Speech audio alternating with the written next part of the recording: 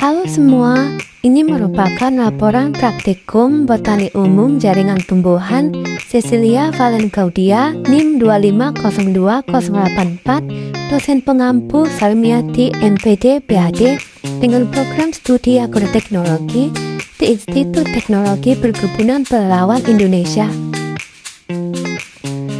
Jaringan tumbuhan adalah sekumpulan sel-sel yang memiliki bentuk, struktur, dan fungsi yang sama serta bekerja sama untuk menjalankan tugas-tugas spesifik dalam organisme tumbuhan.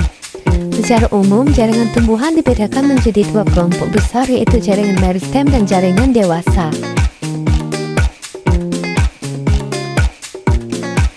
1. Jaringan meristem. Jaringan ini terdiri dari sel-sel yang aktif membelah. Fungsinya adalah untuk pertumbuhan tumbuhan baik panjang maupun lebar.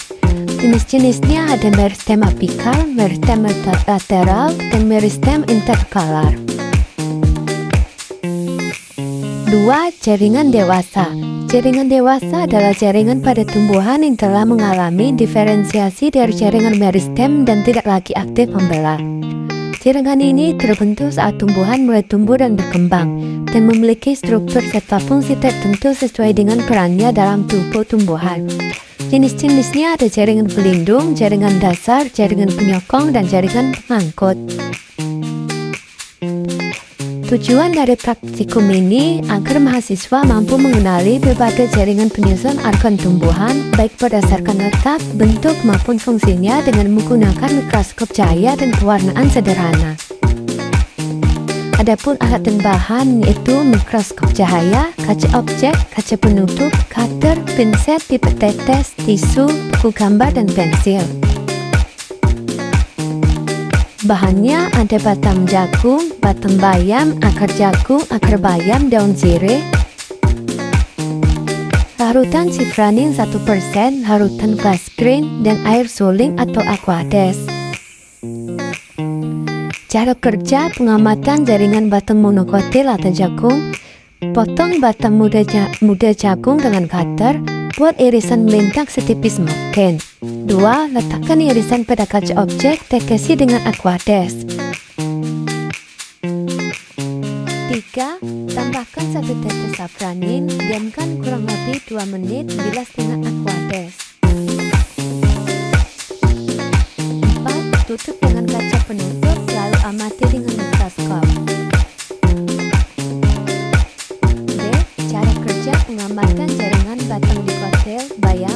1. Buat irisan melintang tipis pada batang dikotil. 2. Letakkan di kaca objek, tetesi campuran safranin, dan bilas dengan aquades. 3. Tutup dengan kaca penutup, lalu amati dengan mikroskop. C. Cara kerja pengamatan jaringan akar monokotil jagung dan dikotil bayam. 1. Buat irisan melintang akar muda jagung dan bayam. 2. Letakkan di kaca objek, tetesi safranin, bilas dengan aquades, lalu tutup dengan kaca penutup. 3. Amati mikroskop, perhatikan epidermis, korteks, endodermis, perisikel, xilem, dan floem.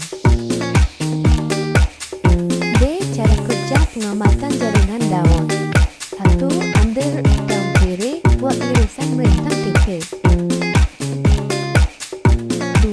Letakkan pada kaca objek, tetesi safranin, bilas dengan aquades. 3. Tutup dengan kaca penutup, lalu amati dengan mikroskop. Hasil dari pengamatan jaringan batang monokotil jagung. Jaringan batang jagung sebagai tumbuhan monokotil memiliki ciri khas berkas pembuluh yang tersebar dan tidak memiliki kambium, sehingga tidak bisa mengalami pertumbuhan sekunder. Struktur tersebut mendukung pertumbuhan cepat dan fleksibilitas batang. D. Pengamatan jaringan khas batang dikotil bayam. Epidermis, lapisan paling luar, tersusun dari satu lapisan sel yang rapat, berfungsi sebagai pelindung jaringan di bawahnya, tidak berkutikular, tebal karena bayam merupakan tumbuhan herbal. Korteks terletak di bawah epidermis, terdiri atas jaringan parenkim dengan ruang antar sel yang jelas, berfungsi sebagai tempat penyimpanan cadangan makanan makan dan kadang untuk fotosintesis. C. Hasil pengamatan jaringan akar monokotil jagung dan dikotil bayam. Akar monokotil jagung, dermis lapisan paling luar akar, berfungsi melindungi jaringan dalam dan menyerap air serta mineral, tidak memiliki kultikula. Korteks memiliki ruang antar sel yang cukup besar yang memungkinkan pertukaran gas, berfungsi menyimpan cadangan makanan. C. Hasil pengamatan jaringan akar monokotil dan jagung dan dikotil bayam. Akar dikotil bayam.